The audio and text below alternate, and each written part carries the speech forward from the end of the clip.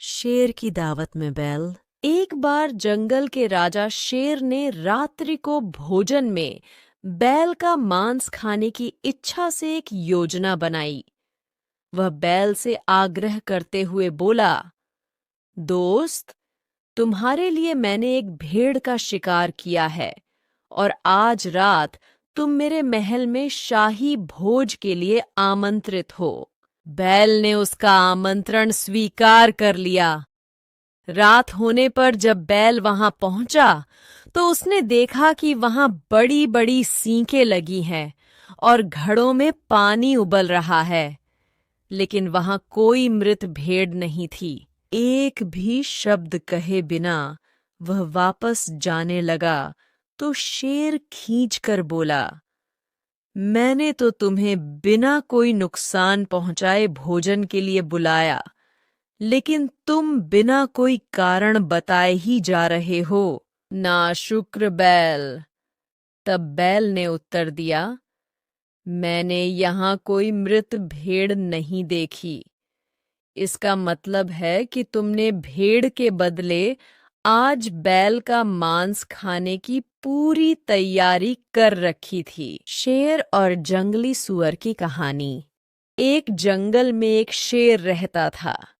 एक दिन उसे बहुत जोरों की प्यास लगी। वह पानी पीने एक झरने के पास पहुंचा। उसी समय एक जंगली सुअर भी वहां पानी पीने आ गया। शेर और जंगली सुअर दोनों स्वयं को सर्वश्रेष्ठ समझते थे, इसलिए पहले पानी पीकर एक दूसरे पर अपनी श्रेष्ठता साबित करना चाहते थे। दोनों में ठन गई और लड़ाई शुरू हो गई। उसी समय कुछ गिद्ध आसमान से उड़ते हुए गुजरे। शेर और जंगली सुअर की लड़ाई देख उन्होंने सोचा कि आज तो दावत पक्की है। इन दोनों की लड़ाई में कोई ना कोई तो अवश्य मरेगा, फिर छक्कर उसका मांस खाएंगे।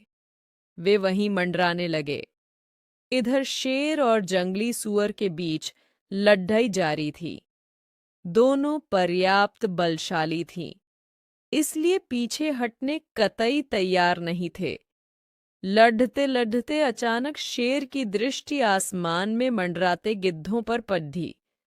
वह फौरन सारा माजरा समझ गया। लड़ना बंद कर वह जंगली सुअर से बोला, ऊपर आसमान में देखो, गिद्ध मंडरा रहे हैं। वे हम दोनों में से किसी एक की मौत की प्रतीक्षा में है। लड़ते लड़ते मरने और फिर गिद्धों की आहार बनने से अच्छा है कि हम आपस में मित्रता कर लें और शांति से पानी पीकर अपने घर लौटें। जंगली सुअर को शेर की बात जंच गई। दोनों मित्र बन गए और साथ में झरने का पानी पीकर अपने निवास पर लौट गए। शिक्षा आपसी शत्रुता में तीसरा लाभ उठाता है, इसलिए एक दूसरे के साथ मित्रवत रहें।